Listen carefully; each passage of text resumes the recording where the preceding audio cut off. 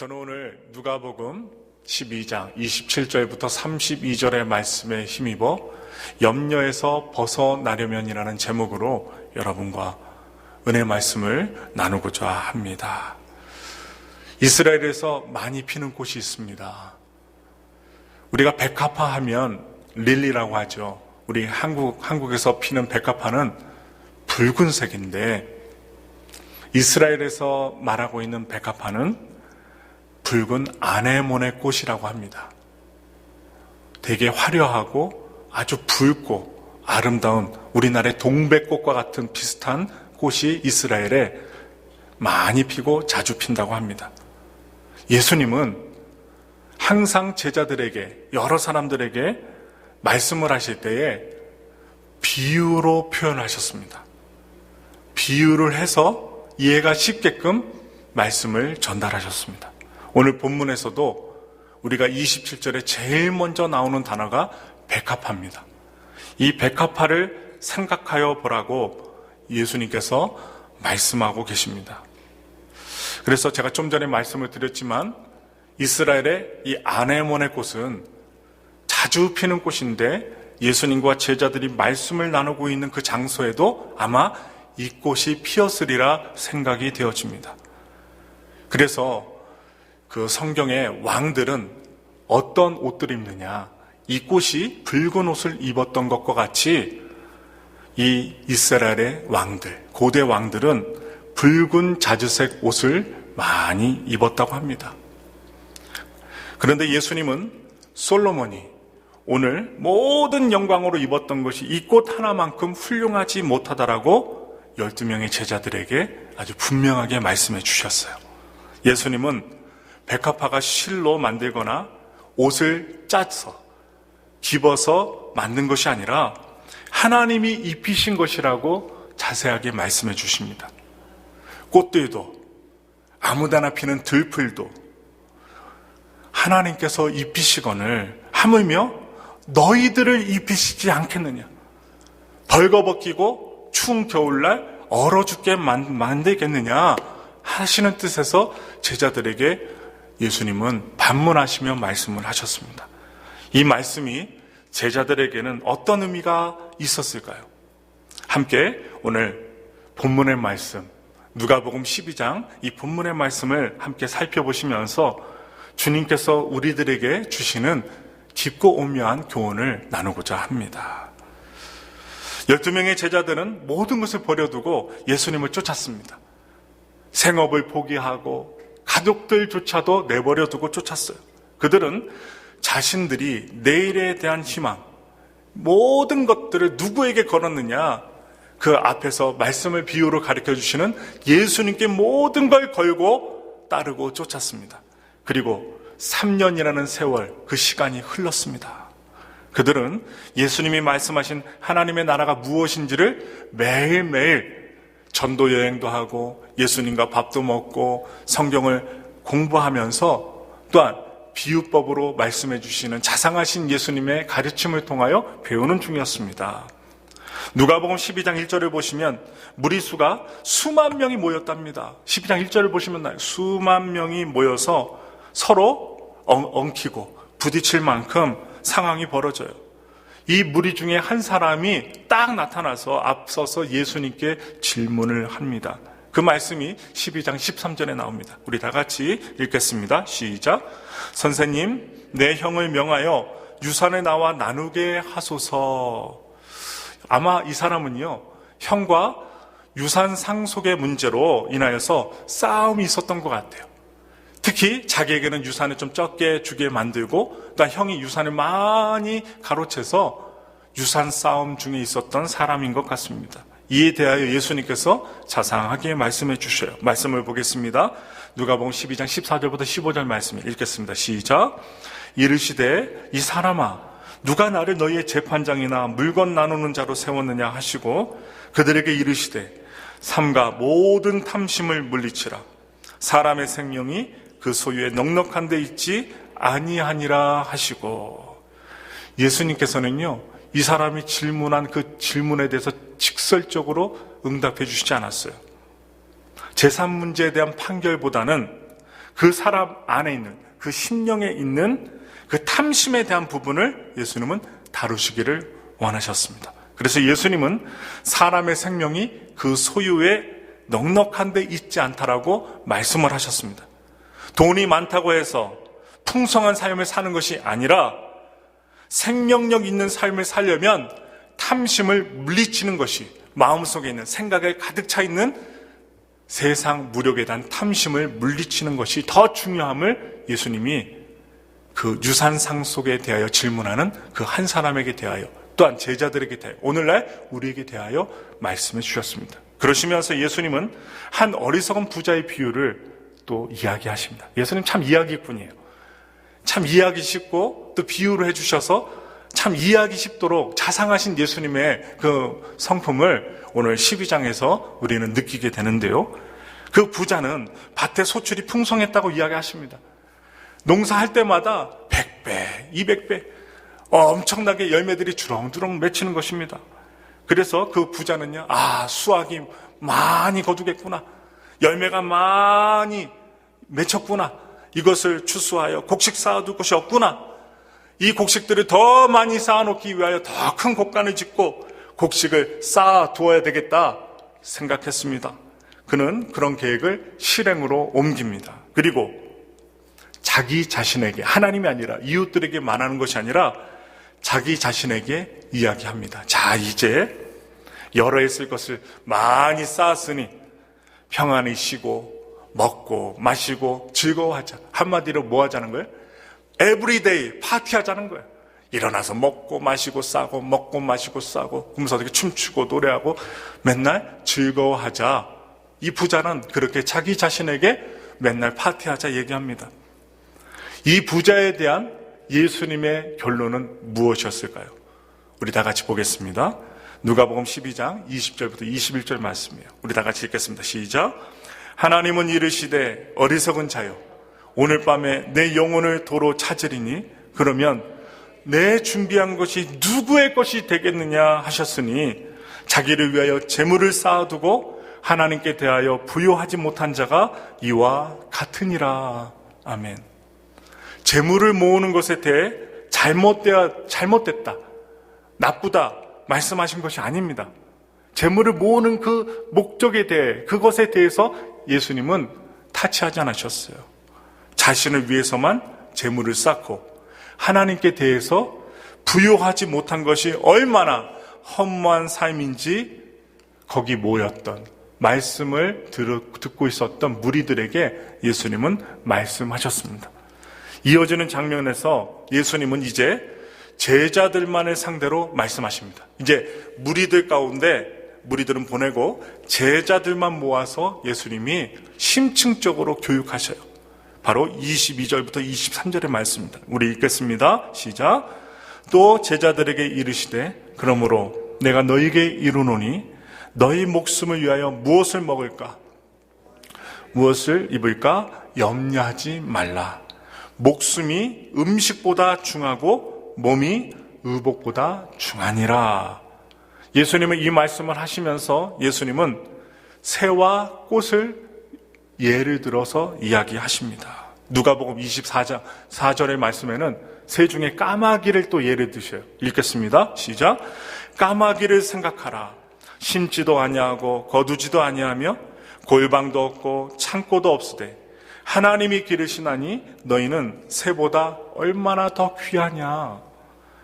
참 하나님은 예수님을 통해서 귀한 말씀을 주세요. 새가, 여러분들, 우리 엘파소에는 무엇이 많아요? 비둘기가 많아요.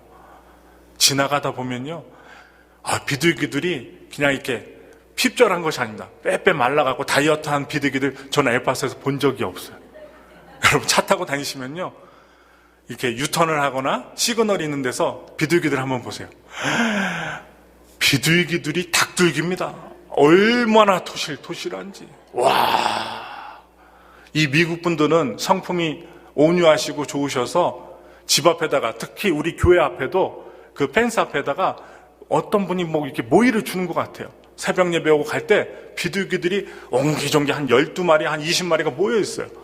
그래서 제가 봤을 때는 아무것도 모이가 없는데 그 콘크리트를 향해서 이 주둥이를 계속 쫓습니다. 길거리에서 쫓아요. 왜 제가 이 말씀 드려요? 그렇게 모이를 주시는 분도 있지만 어디에다가 둥지를 트는지 모르지만 이 비둘기나 새들이 빛깔 있게 물도 먹고 모이도 먹고 또 사랑도 해서 새끼도 낳고 알도 까서 또 부화를 시켜서 어떻게끔 아무튼 살아가게끔 된다는 거예요. 전 비둘기만 봐도 하나님은 저 비둘기들을 먹이시고 입히시고 또 자기 만들고 또한 후손들을 또 내게 해서 자기가 죽더라도 그 비둘기 후손들을 통하여 비둘기가 문맥을 유지하게끔 하시는구나 깨닫게 되는데, 오늘 예수님께서도 까마귀 비유로 하신 거예요. 또한 27절부터 28절 말씀 볼게요. 이제 꽃을 또 비유로 말씀하셔요. 백합화를 생각하여 보라. 실도 만들지 않고 짜지도 아니하느니라.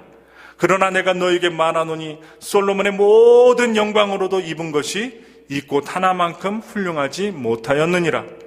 오늘 있다가 내일 아궁이에 던져지는 들풀도 하나님이 이렇게 입히시거늘 하물며 너희일까 보냐 믿음이 적은 자들아. 예수님은 왜 자신을 3년 동안 따라다녔던 제자들을 향해 믿음이 적은 자들아 이렇게 말씀을 하셨을까요? 잘 따라다니고 있는데 믿음이 적은 자들아 말씀하셨던 거예요. 왜 그랬을까요? 그들이 하나님의 공급하심을 신뢰하지 못하고 그들의 보이지 않는 마음 속에 무엇을 먹을까, 무엇을 입을까 하는 세상 염려가 있다는 것을 예수님은 하나님의 아들로서 아셨기 때문에 그 말씀을 하셨던 것이라 생각되어집니다. 그래서 예수님은 제자들에게 말씀하십니다. 예수님의 마음으로 읽겠습니다. 29절과 30절의 말씀입니다. 시작. 너희는 무엇을 먹을까 무엇을 마실까 하여 구하지 말며 근심하지도 말라. 이 모든 것은 세상 백성들이 구하는 것이라. 너희 아버지께서는 이런 것이 너희에게 있어야 할 것을 아시느니라. 뭐라고요? 하나님이 우리 먹고 입을 것을 다 아신다는 거예요. 제자들의 삶은 이 땅에서 무엇을 먹고 무엇을 마실까 또한 무엇을 입을까 하는 염려로 낭비되어서는 안 된다는 거예요. 제자들뿐만 아니에요. 저와 여러분들도 마찬가지라는 것입니다. 그래서 예수님은 그들이 이 세상에서 하나님 나라를 구하는 데 집중된 삶을 살기를 원하셨다는 거예요. 하나님께 집중하기를 원하셨던 것입니다. 누가복음 12장 31절부터 32절 말씀을 볼게요. 다 같이 읽겠습니다. 시작. 다만 너희는 그의 나라를 구하라. 그리하면 이런 것들을 너희에게 더하시리라. 적은 무리여 무서워 말라. 너희 아버지께서 그 나라를 너희에게 주시기를 기뻐하시느니라. 12명의 제자들은 세상 백성들이 살아가는 그 방식, 그 법으로 살지 않고 뒤돌아서 적게 모여서 사는 무리들이었습니다. 세상의 방식으로만 살아가는 사람들이 아니었습니다. 세상 방식을 거절하고 그 뜻대로 살아가지 않고 하나님의 방법대로 살아가고자 하는 적은 무리였던 것입니다. 다수가요, 많은 사람들이 가지 않은 길을 갈 때는요, 무엇이 우리에게 임해요? 두려움이 임합니다. 모두가 함께 가는 길을 갈 때는 편안해요. 그런데 모두가 가지 않은 길을 갈 때는 우리 마음에 무엇이 많으냐? 두려움이 따르게 됩니다. 그래서 예수님은 그들을 향하여 적은 무리여 무서워 말라고 말씀하십니다. 예수님은요, 적재적소에 귀한 말씀을 주시고 우리의 심령을 통찰하시고 관통하시고 또한 아시는 분이라는 거예요. 그래서 예수님은 이들이 소유를 위해 사는 자들이 아니라 하나님의 나라를 먼저 구하는 존재로 살아가기를 원하셨습니다. 그리고 먼저 그의 나라를 구할 때 하나님께서 그들의 먹고 입는 것들을 더해 주신다라고 말씀하십니다. 우선순위가 뭐예요? 하나님의 나라를 먼저 생각할 때 우리의 살아갈 수 있는 먹고 입고 또 살아갈 수 있는 돈의 문제까지도 해결해 주신다는 것을 말씀해 주셨어요. 우리 다 같이 33절 누가복음 12장 33절부터 34절의 말씀을 믿음으로 읽겠습니다. 시작. 너희 소유를 팔아 구제하여 낡아지지 아니하는 배낭을 만들라. 곧 하늘에 둔 바 다함이 없는 보물이니 거기는 도둑도 가까이 하는 일이 없고 좀도 먹는 일이 없느니라. 너희 보물 있는 곳에는 너희 마음도 있으리라. 예수님은 제자들에게 자신의 소유를 땅에 쌓아두는 삶이 아니라, 아니 안 그래도 쌓여 있는데 계속 쌓아두는 삶이 아니라 있는 소유, 내가 갖고 있는 적당한 소유 안에서 나누는 삶을 살기를 원하시기를 말씀으로 표현해 주셨어요. 그것이 하늘의 보물을 쌓아두는 삶이라고 알려주셨습니다. 뭐라고요? 소유를 팔아, 있는 것 안에서 소유를 팔아서 구제하여 낡아지지 아니하는 배낭을 만들래요. 오늘날로 치자면요, 황금 금고, 아무도 열 수 없는, 하나님만이 여실 수 있는, 축복을 주실 하나님만이 여실 수 있는 그 금고를 만들라는 거예요. 하늘에 있는 금고를 만들라. 예수님을 따르는 제자라고 해서 염려와 근심이 없을 수 없습니다. 여러분, 우리가 기도 많이 한다고 해서 우리가 염려와 근심 물리칠 수 없습니다. 예수님의 제자들, 그들 역시 알 수 없는 내일에 대한 염려가 있었습니다. 우리와 동일해요. 예수님은 내일을 염려하는 제자들의 집중된 시선을 돌려서 공중에 나는 새와 들판에 피고 지는 꽃들을 보게 하십니다. 날아다니는 새, 참새와 비둘기, 그리고 까마귀 등 이들 새들을 보고 비유로 말씀하시고, 들에 아무렇게나 피었다 지는 꽃들, 이름도 모르는 꽃들, 아까 여러분들과 말씀 나눴던 이스라엘에 피고 지는 많은 꽃들 중에 아네모네라는 꽃들, 그리고 들풀들을 비유해서 말씀해 주셨어요. 그것은 하나님이 먹이시고 입히신다는 너무도 확실한 것을 나누면서 하나님의 나라를 구하는 삶, 나누는 삶을 살아가게 되어야 한다는 교훈을 주십니다. 결국 이 적은 12명의 제자들을 통해 하나님의 나라는 이 땅에 확장되었고, 온 인류, 유럽을 통하여 또한 아시아를 통하여 오늘날 미국에 있는 우리들에게까지도 복음이 전달되어서 수많은 세계 많은 사람들 가운데 소수의 사람들이 예수 그리스도를 알게 되고 하늘나라를 알게 하셨어요. 그렇게 확장시키셨습니다. 이 제자들을 통해 수많은 사람들이 이 땅에서 주님 안에서 영원한 생명을 확신하며 풍성한 삶을 누릴 수 있게 된 것입니다. 오늘 21세기를 살아가는 2020년이 되었어요. 21세기를 살아가는 여러분들은 어떠하십니까? 지금 무엇을 염려하고 계십니까? 염려의 뿌리를 잘 살펴보니까 무엇을 입고 무엇을 먹고 어디에 사는가에 대한 문제가 바로 우리들의 주 염려라고 생각이 되어집니다. 이것은 결국 무엇과 연결이 되어 있을까요? 돈과 연결이 되어 있습니다. 머니. 우리가 살고 있는 자본주의 소비 사회는요, 우리를 계속해서 염려하도록 만듭니다. 좀 더 행복한 삶을 살려면 돈이 더 있어야 한다고 세상은 말하고요, 교회 안에 있는 분들 가운데서도 종종 자주 얘기하시는 분들이 계십니다. 좋은 것을 가졌는데 어느새 더 좋은 것이 새롭게 쏟아져 나옵니다. 자동차도 그렇고 세탁기도 그렇고 우리가 갖고 있는 여러 가지 물건들이 살 때는 신제품을 샀는데 더 좋은 물건들이 쏟아져 나옵니다. 아무리 가져도 불만족을 만들어내는 사회가 된 것입니다. 그동안도 열심히 살았는데 주변 사람들이 먹고 마시고 입는 모습들을 보면 내 자신이 만족스럽지 않은 것입니다.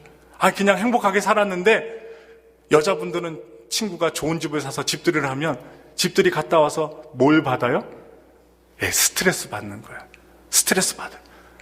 좋은 집에 가서 아이고 미자야 소자야, 넌 좋은 집 샀으니까 할렐루야. 그러면서 어떻게 해요? 나도 이런 좋은 집에 살았으면 좋겠다 하면서 어떻게 해요? 꿈을 갖고 하나님 이런 좋은 집에 살게 해주세요 하면서 어떻게 해요? 벽에다 대고 기도하고 오시는 분도 계시지만 스트레스를 막 받아갖고 그냥 눈이 정승처럼 되셔갖고 집에 와서 얼마를 벌어다 주네 못 벌어다 주네 남편의 막 어떻게 해요?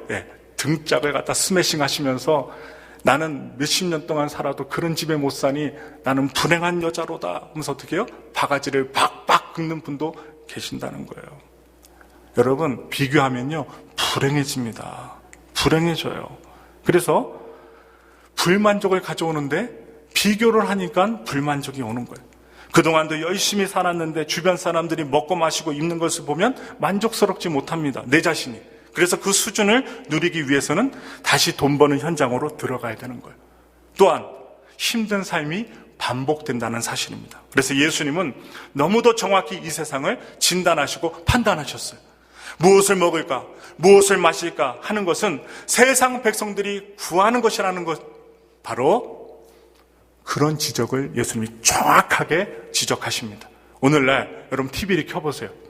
미국 TV든 유럽 TV든 한국 TV든 TV 프로그램을 딱 보시면요, 광고를 보시면 어떤 광고들이 줄을 이루어요? 먹는 것, 입는 것에 대한 그 광고가 수두룩하게 나옵니다. 안 먹던 것이라도 입맛이 땡겨지게 만들고요. 그리고 여자분들, 남자분들 어디에 혹해요? 오늘날 홈쇼핑. 이 호스트가 얼마나 기가 막히게 자신이 딱 옷을 입고 나와서 아름답죠? 멋있죠? 이 옷 완판됐습니다. 이제 두 번째 판매를 하고 있는데 여러분 아주 광고 효과를 내요. 째깍 하면서 1시간 안에 안 사시면 이거 못 산다고 딱 부축입니다. 그러면 어떻게 여자분들이 전화기에 딱 손을 대고 은행 뱅크 세이버머니하고 세이빙 어카운트하고 책 어카운트에 딱 보면서 얼마가 있는가 살짝 살펴보신 다음에 뭐 하죠? 손으로 질릅니다. 카드를 갖다가 막 찍찍 긁어요. 그래서 소비를 부추기는데 광고가 무슨 광고가 나온다고요? 입는 거, 먹는 거 광고가 거의 50% 이상을 차지하게 됩니다. 그래서 그 소비를 따라가려면 돈이 필요합니다. 아무리 벌어도 돈이 모자라게 됩니다. 이 세상은 구조적으로 염려를 안 할 수 없는 구조가 아니라는 것입니다. 그래서 예수님은 말씀하셨어요. 마태복음 6장 24절의 말씀이에요. 우리 믿음을 갖고 읽겠습니다. 시작. 한 사람이 두 주인을 섬기지 못할 것이니 혹 이를 미워하고 저를 사랑하거나 혹 이를 중히 여기고 저를 경히 여김이라. 너희가 하나님과 재물을 겸하여 섬기지 못하느니라. 여기서 재물은 무엇을 말하고 있을까요? 성경에서 보면 money라고 나와 있고요. 영어 성경에 money라고 나와 있고 원어로 보시면 맘몬이라고 되어 있습니다. 물질의 신입니다. 우리 마음을 하나님이 주관하지 않으시면 맘몬인 돈이 컨트롤하는 삶을 살게 됩니다. 돈을 버는 것이 결코 나쁜 것이 아닙니다. 예수님은 돈이 나쁘다고 하시지 않으셨어요? 돈을 버는 것은 우리의 삶을 위한 정당한 수단입니다. 살아가기 위해서 반드시 일해야 되고 땀 흘려야 되고 돈을 벌어야만 합니다. 그러나 돈을 버는 그 행위가 삶을 위한 수단이 아니라 삶의 목적으로 바뀌어져 버린 그것에 대해서 예수님은 문제 삼으셨어요. 그런 사회에서는 돈과 만몬이 신처럼 막강한 힘을 발휘합니다. 심지어 그 만몬 때문에, 돈 때문에 가족이 집단 자살을 합니다. 아버지가 죽고 가족들이 죽음에 이르게 됩니다. 경쟁이 아주 일상화가 됩니다.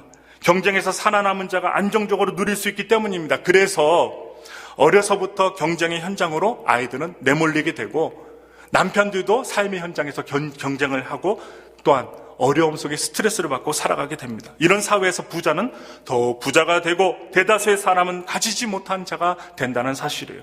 가지지 못한 자들은 길을 필 수 없는 세상이 됩니다. 점점 인간의 존엄성은 사라지고 우리라는 공동체는 약화되고 흩어진다는 거예요. 이런 사회에서 돈이 없는 사람은 내일 일을 염려할 수밖에 없다라는 것입니다. 그렇다면 이러한 자본주의 사회를 살아가는 우리는 어떻게 염려에서 벗어날 수 있을까요? 먼저 삶의 목적이 되어버린 돈의 가치를 다시 삶의 수단으로 끌어내려야 합니다. 목적이 아니라 수단으로서 끌어내리셔야 돼요. 돈을 쓰라고 있는 것이지 섬기라고 있는 것이 아닙니다. 예수님은 누가복음 12장 23절에 이렇게 얘기하셨어요. 아주 귀한 말씀이에요. 우리 다 같이 믿음으로 읽겠습니다. 시작. 목숨이 음식보다 중하고 몸이 의복보다 중하니라. 이렇게 말씀하셨습니다. 무엇을 먹고 무엇을 입느냐에 따라 사람의 가치가 달라져서는 안 됩니다. 좋은 차를 타고 다닌다고 인사해주고 나쁜 차를 타고 다닌다고 인사 안 해주고 하는 그런 식의 가치를 가져서는 안 된다는 것입니다. 음식과 옷을 구입할 수 있는 돈은 어디까지나 수단이지 인생의 목적이 될 수 없다는 사실을 말씀을 드리는 거예요. 목적과 수단이 바뀌었기 때문에 염려의 종이 되어버리고 만 것입니다. 돈을 좀 내려다 볼 수 있는, 좀 내려놓을 수 있는 은혜가 있기를 기도해 봅니다. 돈의 근거에서 사람들을 판단하거나 스스로도 위축되지 않은 은혜가 있기를 바랍니다. 여러분, 오늘날 우리가 얼마나 치장해요. 많이 배웠어도 하버드 이상을 갔다 오지 않으셨잖아요. 근데 우리는 무엇으로 우리를 치장합니까? 명품으로 치장합니다. 명품을 못 사면 짝퉁으로도 우리를 치장해요. 짝퉁으로. 명품 못 사면 짝퉁으로도 이 온몸, 버버리면 비버리, 이렇게 이름 써져 있는 거. 이렇게 막 치장을 하고, 이렇게 얘기합니다. 그러면 여러분들 다 가실 거예요. 얼마나 한국 사람들 눈치가 빠른지요. 딱 보고 어떻게, 입었네? 딱 보고, 입었네? 가방 딱 신제품이네, 구제네, 딱 압니다. 금방 알아요. 그것 보고 그 사람을 판단해서는 안 된다는 것입니다. 여러분, 우리 엘파소 순복교회 모든 성도님들은 버버리가 아니라 비버리를 입으셔도 자신감 있게 입으셨으면 좋겠어요. 메이커를 안 입으셔도 나에게 딱 맞고 아름다운 맵신하는 옷을 입으면 여러분, 성령이 충만해서, 은혜가 충만해서 얼굴에 광채가 나요. 은혜가 있는 자들이죠. 이들은요, 여러분, 자기가 원하고 자기 몸에 맞는 옷, 자기 얼굴 색깔에 맞는 옷을 입으면요, 친구들이 뭐라고 하냐? 너 이거 어디서 샀어? 딱 그럽니다. 나 이거 백화점 아니고 저기 다운타운 가서 샀어. 그런데 입으니까 너무 편하네. 여러분, 그렇게 자신감 있게 얘기하는 친구들 옷은요, 사고 싶어요. 어디서 샀어? 나도 가서 사고 싶어. 그런데요, 아무리 좋은 옷을 입어도요, 티가 안 나는 사람이 있어요. 얼굴이 새까맣고, 어떻게요? 시골 아저씨같이 생겼는데 옷은 기가 막힌 옷을 입었어요. 그런데요, 태가 안 나요. 아무리 비싼 옷을 입었는데도 짝퉁 옷을 입은 것 같아요. 여러분, 그래서 사람의 인격이 중요하고 여러분 자체가 중요한 것이지 내가 갖고 다니는 치장하는 것이 중요하지 않다는 사실을 예수님께서 아주 직설적으로 또한 비유하면서 말씀을 해주시는 거예요. 그래서 돈에 대해서 사람들을 판단하거나 또한 우리 자신이 스스로 위축되지 않기를 간절히 부탁드려요. 그래서 염려에서 벗어나려면 또한 삶의 우선순위가 바로 세워져야 됩니다. 자신의 소유를 위해 재물을 쌓아놓는 삶이 아니라 먼저 하나님의 나라와 그의 의를 구하는 것이 삶의 우선순위로 분명히 세워져야만 합니다. 그래서 큰 집 마련이 삶의 목표가 아니라 하나님 나라를 구하는 것이 삶의 목표가 되어야 한다는 것입니다. 돈의 주인은 우리 자신이 아닙니다. 우리가 돈의 주인이 아닙니다. 하나님이십니다. 그래서 물질을 사용할 때도 하나님의 뜻을 물어보셔야 돼요. 내가 사업을 해도, 집을 사더라도, 내가 자동차를 사더라도 물질을 쓸 때 가장 먼저 하나님의 뜻을 물으셔야 합니다. 하나님의 인도를 받지 않으면 우리는 욕망의 지배를 받게 됩니다. 사탄은요, 하나님의 나라를 위해 돈 쓰는 걸 제일 싫어합니다. 사탄은요, 너를 위해서 쓰라고 합니다. 너 자신의 탐욕을 위해서, 욕망을 위해서 쓰라고 하고, 교회를 위해서 돈 쓰는 일을 누가 가장 싫어하는가? 사탄이 싫어합니다. 그래서 사탄은 세상의 권력자들을 통해 자기의 욕망만을 위해 돈이 소비되는 세상을 만드는데 일조하고 가장 힘을 쓰고 가장 애를 쓰는 사탄입니다. 그래서 하나님 나라의 백성은 그 흐름에 따라가서는 안 됩니다. 반대 정신으로 사셔야 돼요. 그래서 하나님 나라를 먼저 구하는 것입니다. 그래서 하나님의 나라를 구하는데 우리의 삶의 우선순위가 세워지면 우리의 삶이 어떻게 되는가? 단순해집니다. 아주 단순해져요. 무엇을 먹을까? 무엇을 입을까? 염려하는 삶에서 벗어나게 됩니다. 그래서 오히려 하나님이 알아서 채워주시는 행복을 누리게 되는 것입니다. 그 기쁨이 우리 안에, 여러분들 안에 있기를 소망해 봅니다. 그래서 소비사회에서 염려의 고리를 끊으려면 우리는 나누는 자가 되어야 돼요. 가치관을 바로 세웠죠? 그 다음에 쌓아놓는 것뿐만 아니라 나누는 자들이 돼요. 내가 가진 것으로 나의 만족만을 위해서 소비하려고 할 때 우리는 평생을 다해도 그 불만족의 고리, 그 염려의 고리를 끊어버릴 수 없다는 것입니다. 그러나 내가 가진 것으로 남의 필요를 돕기 위해 나눌 때 우리 삶은 부요해진다는 사실을 잊지 말아야 합니다. 그래서 이것은요, 이 세상 가운데 하나님 나라를 오게 하는 행위가 된다는 것입니다. 잠언서 19장 17절은 이렇게 말합니다. 다 같이 읽겠습니다. 잠언서 19장 17절 말씀이요. 가난한 자를 불쌍히 여기는 것은 야훼께 꾸어드리는 것이니 그의 선행을 그에게 갚아주시리라. 여러분, 하늘나라 적금으로 생각하세요. 가난하고 어려운 사람들 좀 도와주는 것은 하늘나라 복리 적금에 여러분들이 넣어둔다는 사실을 기억하시면 마음도 뿌듯해지고 그 도움받는 가난하고 연약한 자가 정말 여러분들을 향해서 진심으로 감사를 줄 때 우리 마음속에서 무엇이 일어나는가? 행복이 일어납니다. 우리가 여러분들 오늘 예배 들으시는데 뭐든지 불평, 불만 있는 분 계세요? 다 싫어요. 남편이 밥 먹는 것도 싫고 강아지가 어떻게 해요? 똥 싸는 것도 싫고 막 모든 게 다 싫으신 분들이 계세요? 그러면 저와 함께 아니면 다른 분들과 함께 선교지 한번 가보세요.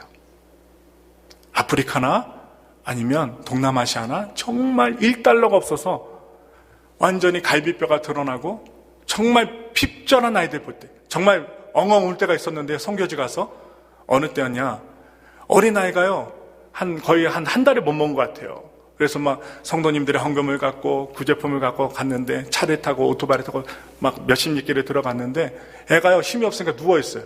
그런데요 얼마나 파리들이 많이 달라붙는지 이 꼬마한테 파리들이 막 달라붙는 거예요.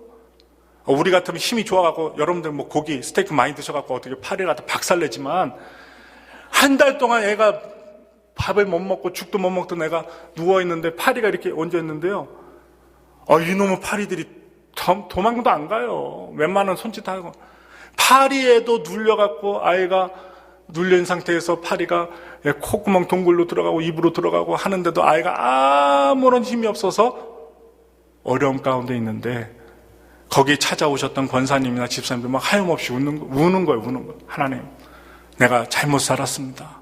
하나님 내가 주님을 위해서 살게 하소서. 이 어린아이들에게 조그만 죽이라도 먹일 수 있으니 감사합니다. 갔다 왔던 분들이 회개하고 막 통회합니다. 왜? 이 우리들의 일상의 삶이 거저 주신 삶이라고 감사하지 못하고 영광 돌리지 못하고 살았는데 어디에 가보니까 파리 한 마리조차 파리 10마리조차도 쫓지 못하고 한 달 동안 엄마의 젖이 안 나와요. 엄마가 배고프니까 젖이 안 나와요. 그리고 어떻게 해요? 양의 젖이나 염소의 젖을 사다가 수십 명의 아이들을 먹이고 여러분들이 하찮게 생각하는 $10, $1, 그 $100가 수십 명을 먹이고 한 달 동안 아니면 2달 동안 죽지 않게 하는 연명이 되는 음식거리가 된다는 거예요. 얼마나 귀한지 모릅니다. 근데 우리 사람들은요 우리들의 환경 속에서 감사하지 못하고 체험하지 못하면 주님 앞에 진실로 감사하지 못하는 그런 무지막지한 무지한 인생이 된다는 거예요. 그래서 여러분 우리가 가난한 자들에게 주는 것은 야훼에게 구워드리는 것이다 생각하고 여러 가지 판단하지 마시고 여러분들의 마음속에 감동이 있으면 행하시는 여러분들 되셨으면 좋겠어요. 끝으로 우리가 이 세상의 염려에서 벗어나려면 공중에 나는 새와 들에 핀 꽃을 봐야 됩니다. 그것들을 기르시고 입히시는 하나님의 손길을 주목하셔야 돼요. 현대인들의 만몬의 굴레에서 쉽게 벗어나지 못하는 이유가 있습니다. 돈의 문제에서 쉽게 벗어나지 못하는 문제가 어디 있는가? 그것은 만몬보다 돈보다 더 크고 아름다운 존재를 실제 삶에서 발견하지 못하기 때문입니다.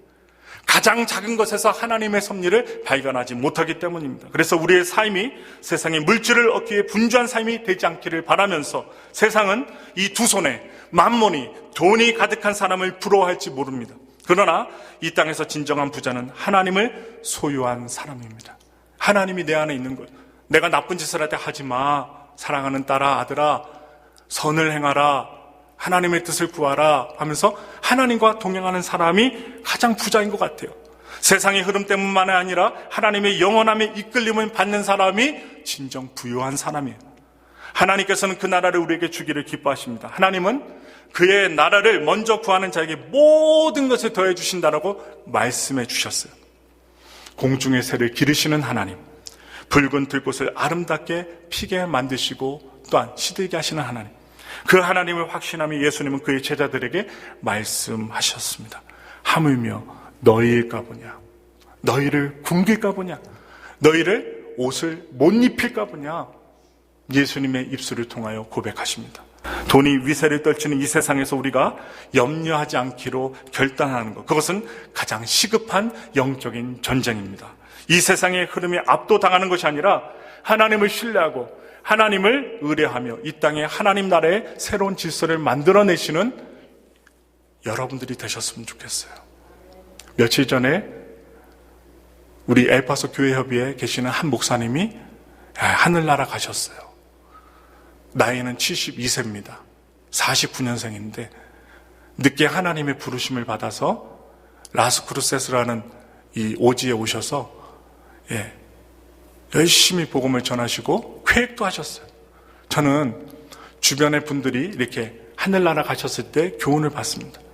내가 돈이 있고 교회가 뭐 든든하다고 해서 내가 앞날에 계획을 세우고 내가 무엇을 진행한다 할지라도 하나님이 부르시면 우리는 가야만 하는 나그네 인생이라는 거예요.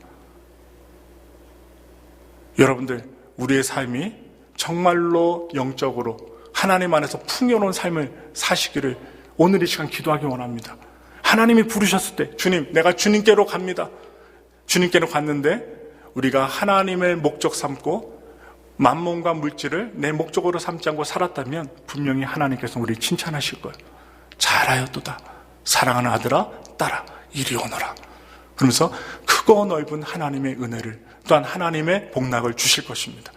그것을 보지 못하면 어떻게 살아가요? 이 세상의 사람들과 똑같이 물질주의로, 만몬주의로 사람의 가치를 물질로만 판단하고 그가 입고 있는 옷으로 판단하고 그가 거하고 있는 집으로만 판단하는 세상 사람들과 똑같은 가치를 지니고 살아갈 것입니다. 그렇다면 오늘 우리가 주님 앞에 왜 예배 드립니까?